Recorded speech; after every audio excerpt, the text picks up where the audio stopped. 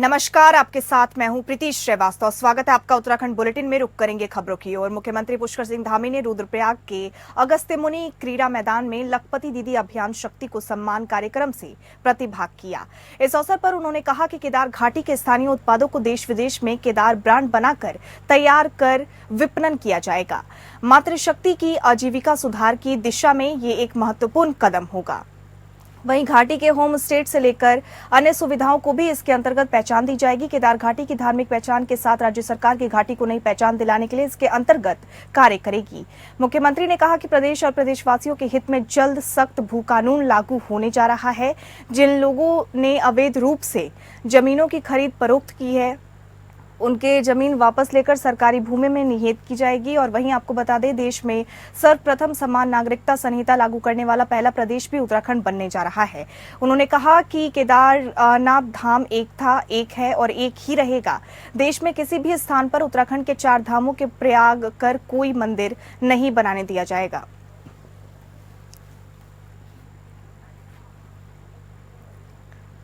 आपको बता दें, पुष्कर सिंह धामी ने कहा है कि केदारनाथ धाम एक था, एक है और एक ही रहेगा। दूसरा कोई मंदिर इसकी तरह नहीं बन सकता। और आपको बता दें, मुख्यमंत्री पुष्कर सिंह धामी ने रुद्रप्रयाग के अगस्त्यमुनि क्रीड़ा मैदान में लखपति दीदी अभियान शक्ति को सम्मान कार्यक्रम में प्रतिभाग किया। इस अवसर पर उन्होंने कहा कि केदार घाटी के स्थानीय उत्पादों को देश विदेश में केदार ब्रांड बनाकर तैयार कर विपणन किया जाएगा। मातृशक्ति की आजीविका सुधार की दिशा में ये एक महत्वपूर्ण कदम होगा। वहीं घाटी के होम स्टे से लेकर अन्य सुविधाओं को भी इसके अंतर्गत पहचान दी जाएगी। और इस खबर पर ज्यादा जानकारी के साथ हमारे संवाददाता योगेश सेमवाल जुड़ चुके हैं। योगेश, क्या कुछ तमाम जानकारी है, दर्शकों के साथ साझा कीजिए। बिल्कुल, आपको बताना चाहेंगे कि मुख्यमंत्री पुष्कर सिंह धामी क्या अगर बताएं तो केदारनाथ में उन्होंने एक विशाल जनसभा को संबोधित किया। इस दौरान उन्होंने कई सारी चीजें रखी, कई उन्होंने घोषणाएं भी की। खासतौर पर अगर इस समय हम बात करें, जो दिल्ली में बन रहा था केदारनाथ मंदिर, उसको लेकर जिस तरह से बवाल हुआ था, जिस तरह से यहाँ पर बहुत ज्यादा विरोध हुआ कि आखिर किस तरह जो एक ही धाम है और उस धाम को अन्य जगह कैसे बन सकता, तो उन्होंने स्पष्ट कर दिया कि कहीं पर भी केदारनाथ नाम से न केदारनाथ के किसी भी प्रतीक से रिलेटेड कोई भी जगह, किसी भी जगह पर धाम जो है वो नहीं बनेगा, फिर चाहे वो दिल्ली क्यों ना हो। ये बात उन्होंने सीधे तौर पर कही। दूसरी तरफ उन्होंने जो घोषणाएं की, उनमें शायद त्रिजुगी नारायण जो है उसमें तोसी गरुड़ चट्टी मार्ग जो है उसको स्वीकृत कर दिया है। बहुत ज्यादा डिमांड थी, बहुत ज्यादा मांग थी कि इसको स्वीकृत किया जाए, उन्होंने कर दिया। विजयनगर झूला पुल को जो है उन्होंने कहा है कि इसकी पार्किंग का निर्माण किया जाएगा। इसी तरह से उन्होंने कई सारे, फिर ग्राम बैठाड़ा की जो है उन्होंने उसको लेकर भी जो है उन्होंने स्वास्थ्य केंद्र की स्वीकृति दे दी है। तो कई सारी घोषणाएं उन्होंने वहां पर की। लगभग जो है अगर बताऊं मैं आपको, तो उन्होंने यहाँ पर 24-25 घोषणाएं, जिसमें बड़ी बड़ी घोषणाएं जो है वो शामिल है, उन्होंने किया। और उन्होंने सीधे तौर पर कहा है कि हम पूरी तरह से रुद्रप्रयाग को विकसित करने और भरोसा रखते हैं और आगे बढ़ाने में जो है हम जो भी संभव है हम वो सारी चीज करेंगे। जी योगेश, तमाम जानकारी के लिए और हमारे साथ जुड़ने के लिए आपका बहुत धन्यवाद।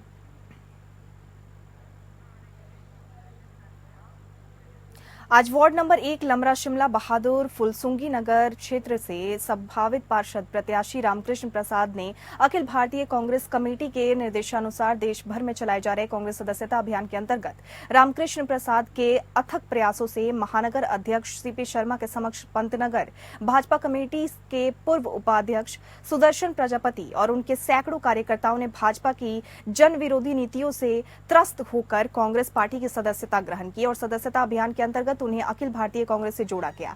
इधर अभियान के तहत श्री सैनी ने आज वार्ड नंबर 1 के स्थित सुपर गैस एजेंसी कॉलोनी में पहुंचकर प्रजापति को फूल माला पहनाकर उनका स्वागत किया और उन्हें सदस्यता अभियान के तहत उन्हें अखिल भारतीय कांग्रेस पार्टी की सदस्यता दिलाई। यहां मौजूद सैकड़ों की संख्या में भाजपा के कार्यकर्ताओं को सदस्यता अभियान के तहत उन्हें सदस्यता ग्रहण कराई गई। इसी क्रम में आपको बता दें, सैनी ने उन्हें फूल माला पहनाकर उनका स्वागत भी किया और बाद में उन्हें अखिल भारतीय कांग्रेस कमेटी की सदस्यता ग्रहण कराई।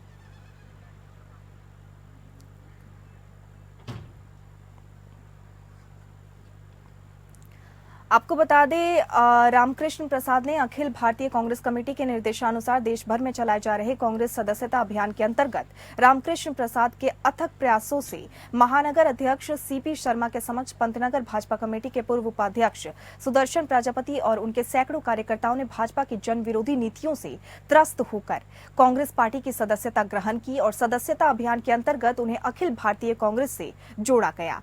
इधर अभियान के तहत सैनी ने आज वार्ड नंबर 1 में स्थित सुपर गैस एजेंसी कॉलोनी में पहुंचकर प्रजापति को फूल माला पहनाकर उनका स्वागत भी किया। उन्हें सदस्यता अभियान के तहत उन्हें अखिल भारतीय कांग्रेस पार्टी की सदस्यता दिलाई। यहां मौजूद सैकड़ों की संख्या में भाजपा के कार्यकर्ताओं को सदस्यता अभियान के तहत उन्हें सदस्यता ग्रहण कराई गई। इसी क्रम में सैनी ने उन्हें फूल माला पहनाकर उनका स्वागत किया और बाद में उन्हें अखिल भारतीय कांग्रेस कमेटी की सदस्यता ग्रहण कराई।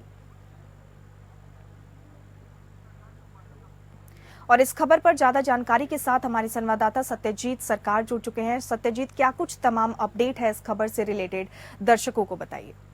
आपको बता दें, ये जिस प्रकार के देखा जाए रुद्रपुर की अगर बात करें, रुद्रपुर दमते नगर में, तो कल इसमें देखा गया कि भाजपा छोड़कर सब लोग बहुत सारे कार्यकर्ता है वो कांग्रेस में ज्वाइनिंग की है। और अगर बात करें तो यहाँ पे केवल ये फुलचुंगी क्षेत्र में नहीं है, रुद्रपुर में कई जगह देखा गया ये कि भाजपा छोड़कर कांग्रेस में शामिल हुई है। और आगे से निकाय चुनाव को बहुत जोरों शोरों से यहाँ पे तैयारी जुटे हुए कांग्रेस के यहाँ पे जितने भी कार्यकर्ता बहुत जोरों से जुड़े हुए हैं।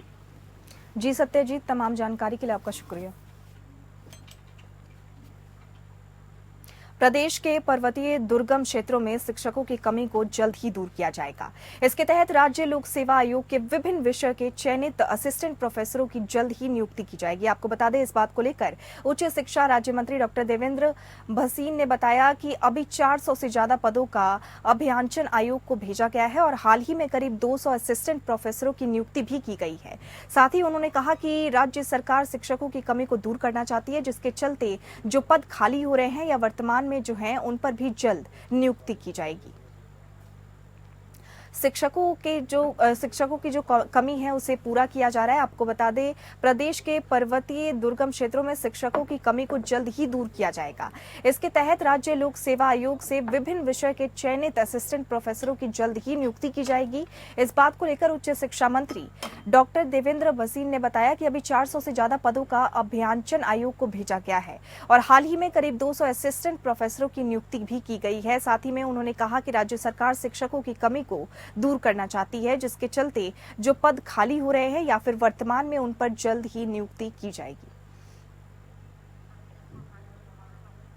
और इस खबर पर ज्यादा जानकारी के साथ हमारे संवाददाता सतीश कोठारी जुड़ चुके हैं। सतीश, क्या कुछ तमाम जानकारी है? शिक्षकों की जो नियुक्ति है उसे पूरा किया जा रहा है, नियुक्ति निकल रही है, उनकी कमी को पूरा किया जा रहा है, क्या कुछ तमाम जानकारी है?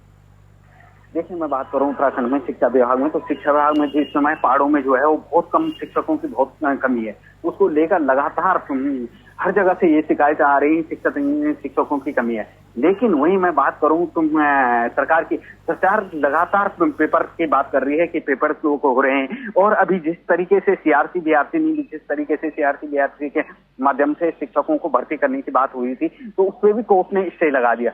तो लेकिन ये है कि अभी ये चल रहा है कि किसी भी कीमत में, मतलब चाहे प्रत्येक स्कूल में कम टीचर हूं लेकिन हूं, और किसी कोई जो है कोई स्कूल बिना शिक्षकों के न रहे और दिक्कतें न हों, तो उसको लेकर लगातार सरकार जो है शिक्षकों की भर्ती करने की कोशिश कर रही है। जगह जगह जो दुर्गम क्षेत्र हैं और जो है ऑनलाइन काउंसलिंग की बात कर रही है कि जिसकी भी वो हो, कहीं भर्तियां हो तो ऑनलाइन काउंसलिंग हो और हर जिले में जिस जिले में है वही उसी जिले में काउंसलिंग हो। लेकिन जिस तरीके से अभी डॉक्टरों की कमियां हैं तो उसको लेकर बहुत ज्यादा दिक्कतें हो रही। लेकिन चक्कर ये हर जगह पे सबसे बड़ी बात यह है, मार खा जाता है यहाँ पे शिक्षा विभाग की, कभी कोर्ट स्टे लगा लेता है तो कभी अपने उसको लेकर पदोन्नति को लेकर धरने पर बैठ जाते हैं, तो उसको लेकर काफी दिक्कतें हो रही है। जी सतीश, बने रहिए हमारे साथ। तमाम जानकारी के लिए आपका फिलहाल शुक्रिया।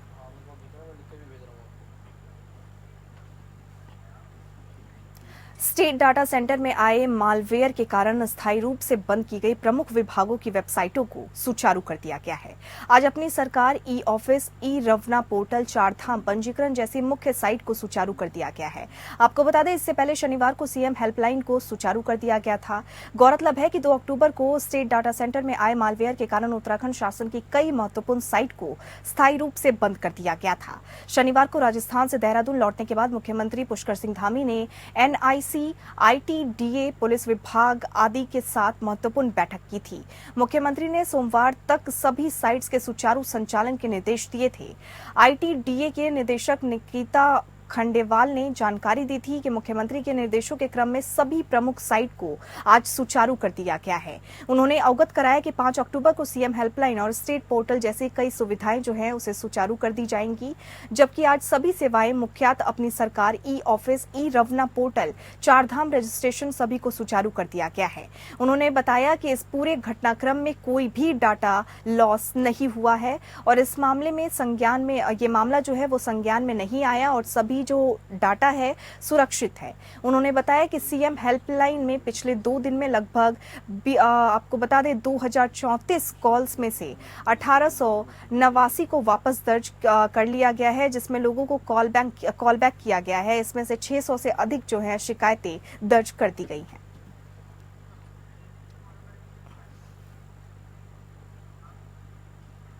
स्वास्थ्य सुविधाओं को प्रदेश भर में बेहतर बनाने के लिए NHM यानी राष्ट्रीय स्वास्थ्य मिशन के ने राजधानी देहरादून में स्टेट रिसोर्स सेंटर की शुरुआत की है, जिससे प्रदेश में स्वास्थ्य संबंधित समस्याओं के लिए लोगों को जल्द सुविधा मुहैया कराए जाने पर जोर दिया जाएगा। इस बात को लेकर NHM की मिशन निदेशक स्वाति सिंह भदौरिया ने कहा कि इस स्टेट हेल्थ सिस्टम आपको बता दें रिसोर्स सेंटर में पूर्व DG हेल्थ को सलाहकार के रूप में नियुक्त किया गया है। साथ ही उन्होंने कहा कि ये सेंटर हमारी स्वास्थ्य संबंधित योजनाओं को धरातल पर उतारने के साथ उसकी समीक्षा करने के उद्देश्य से काम करेगा, जिसमें शुरुआती तौर पर एनीमिया, ट्रॉमा और विटामिन D3 के महत्व को लेकर रिसर्च जो है वो किया जा रहा है।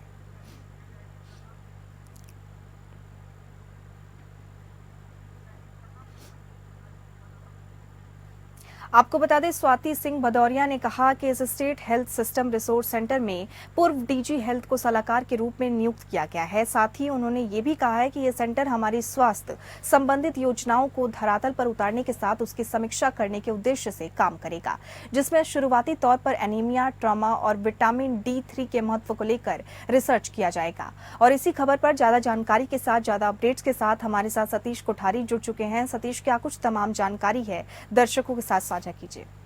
देखिए, जिस तरीके से यहाँ पे उत्तराखंड में स्वास्थ्य को लेकर काफी दिक्कतें होती हैं, आपने देखा होगा दून मेडिकल कॉलेज में भी कोई न कोई हर दिन जिस तरीके की कुछ न कुछ शिकायतें आती हैं और छोटे छोटे जो सेंटर बना रखे हैं उनमें भी डॉक्टरों की कमी होती है, तो उसको लेकर स्वास्थ्य विभाग लगातार कोशिश कर रहा है कि जितना जल्दी हो सके उतने स्वास्थ्य को लेकर कोई दिक्कतें न हो, तो उसको लेकर जो है NHM के सेंटर की उद्घाटन किया गया है और उसको लेकर जो स्वास्थ्य से वंचित हैं लोग या स्वास्थ्य में दिक्कतें होती हैं, जिस तरीके से जैसे हॉस्पिटलों में जाने में दिक्कत होती है जगह जगह, तो इसको लेकर जो है लगातार हेल्थ को लेकर हेल्थ सिस्टम को सुधारने के लेकर स्वास्थ्य विभाग, स्वास्थ्य सचिव की बात करूं, चाहे हम ये निर्देशक हैं स्वाति भदौरिया उनकी बात करूं, मैं चाहे मंत्री की बात करूं, ये लगातार कोशिश ये कर रहे हैं कि कोई भी ये ना हो कि जिसको स्वास्थ्य का लाभ ना मिले, स्वास्थ्य विभाग से कोई लाभ ना मिले। और लगातार चाहे मैं दोनों हॉस्पिटल की बात करूं, चाहे कोरोनेशन की बात करूं, चाहे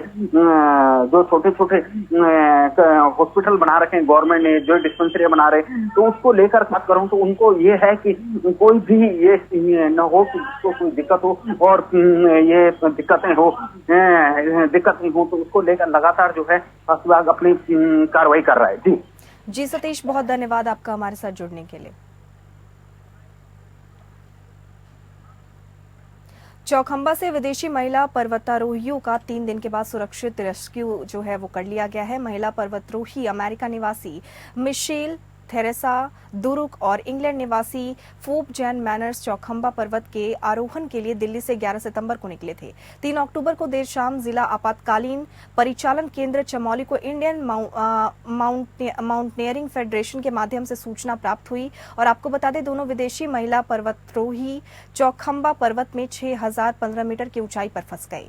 इसी के साथ आपको ये भी बता दें, आईएमएफ द्वारा जिला प्रशासन चमोली से दोनों पर्वतारोहियों का हेलीकॉप्टर से रेस्क्यू करने का अनुरोध किया गया। मुख्यमंत्री पुष्कर सिंह धामी के संज्ञान में जैसे ही ये मामला आया, उन्होंने सचिव आपदा प्रबंधन विनोद कुमार सुमन को तत्काल कार्रवाई कर दोनों पर्वतारोहियों का सुरक्षित रेस्क्यू करने के निर्देश दिए। राज्य सरकार के अनुरोध पर कक्षा मंत्रालय द्वारा अगले दिन यानी 4 अक्टूबर को तड़के ही सरसावा एयरबेस में भारतीय वायुसेना 2 चीता हेलीकॉप्टर रेस्क्यू अभियान के लिए जोशीमठ रवाना कर दिए गए। वायुसेना के हेलीकॉप्टर द्वारा उपलब्ध कराए गए कोऑर्डिनेशन पर दोनों पर्वतारोहियों को खोजने का काफी प्रयास किया गया, लेकिन उनसे किसी तरह का कोई संपर्क नहीं हो पाया। इधर एयर ऑपरेशन के जरिए पर्वतारोहियों का पता न चल पाने की स्थिति में प्लान बी पर भी काम किया गया।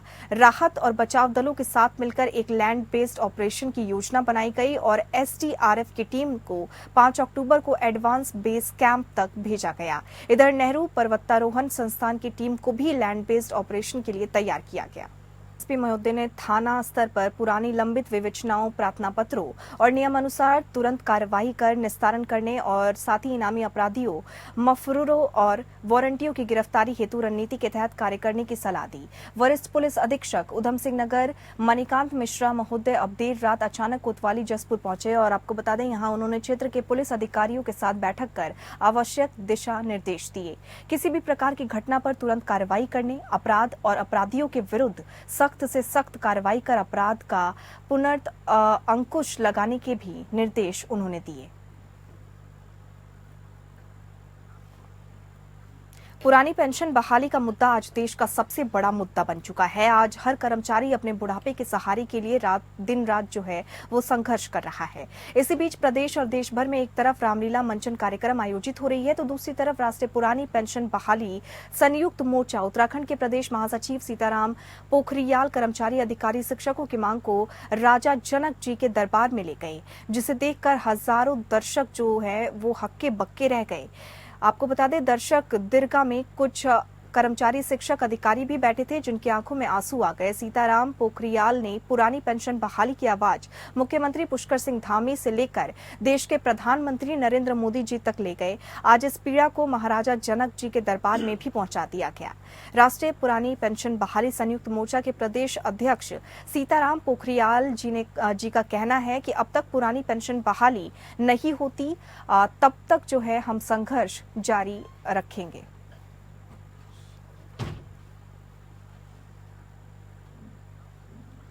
सरोवर नगरी नैनीताल ही नहीं, अपितु पूरे देश, प्रदेश, जिला और क्षेत्रों, ग्रामीणों में भगवान रामलीला की धूम मची हुई है।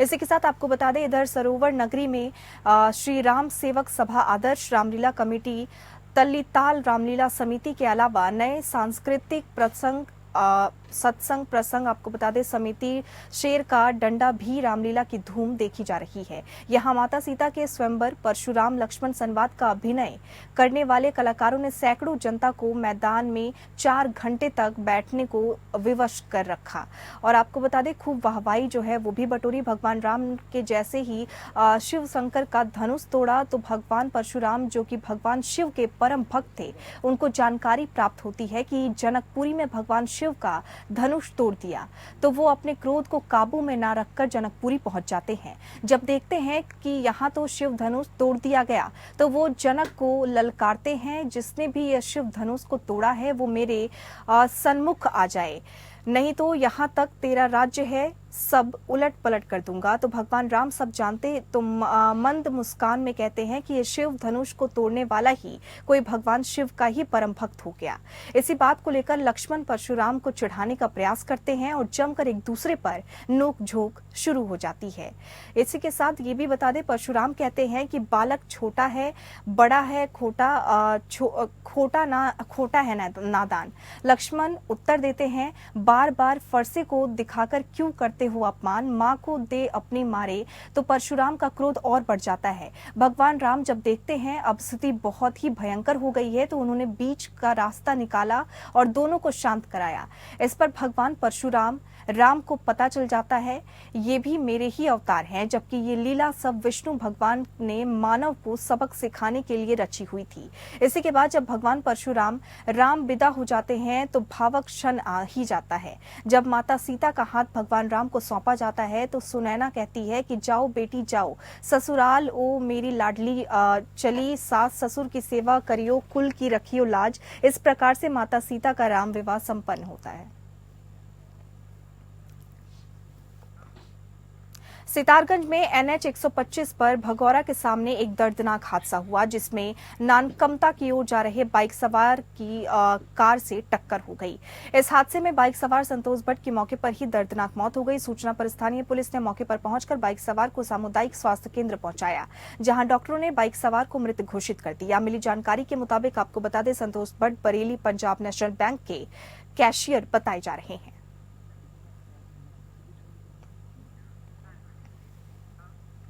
एसडीएम नरेंद्र नगर महोदय द्वारा एसडीआरएफ टीम को सूचना दी गई कि कंडियाल के पास एक ट्रक पलट गया, जिसमें रेस्क्यू आपको बता दें हेतु एसडीआरएफ टीम की आवश्यकता है। उक्त सूचना पर पोस्ट 82 से एसडीआरएफ टीम उप निरीक्षक धर्मेंद्र सिंह के नेतृत्व में आवश्यक रेस्क्यू उपकरणों के तत्काल घटनास्थल के लिए रवाना हुई। एसडीआरएफ टीम द्वारा घटनास्थल पर पहुंचकर ज्ञात हुआ कि ट्रक तोता घाटी से पहले अनियंत्रित होकर सड़क पर पलटकर दुर्घटनाग्रस्त हो गया, जिसमें 2 व्यक्ति सवार थे। एक व्यक्ति को पूर्व में ही स्थानीय लोगों द्वारा घायल अवस्था में निकालकर अस्पताल भेजा गया, दूसरा व्यक्ति ट्रक में ही फंस गया था। टीम द्वारा काफी प्रयास करने के बाद उपकरणों की सहायता से वाहन की कटिंग कर उक्त व्यक्तियों को ट्रक से बाहर निकालकर एम्बुलेंस के माध्यम से अस्पताल भेजा गया।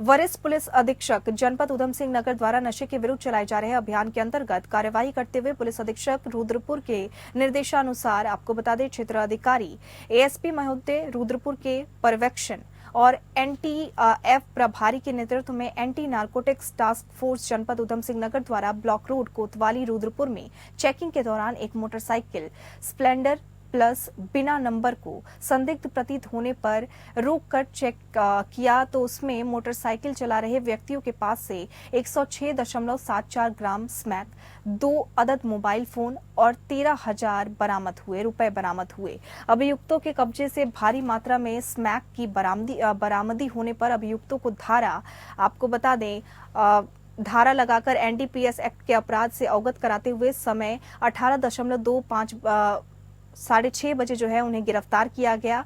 अभियुक्तों से बरामदी कर पंजीकृत कराया गया और अभियुक्तों के आपराधिक इतिहास की जानकारी ली जा रही है। अभियुक्तों के विरुद्ध अग्रिम वैधानिक कार्यवाही कर माननीय न्यायालय के समक्ष पेश किया जाएगा। बरामद स्मैक की कीमत वो लगभग आपको बता दें 10 लाख रुपए है।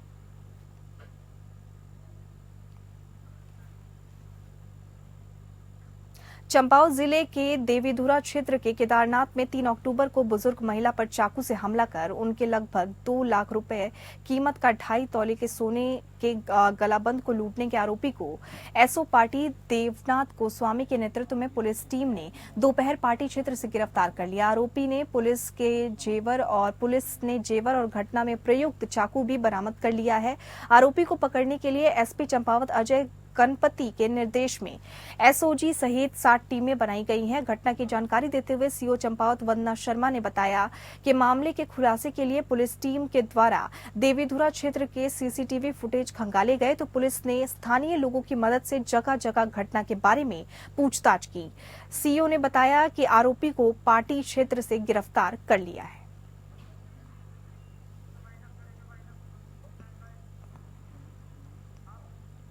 और इसी के साथ उत्तराखंड बुलेटिन में फिलहाल इतना ही। नमस्कार।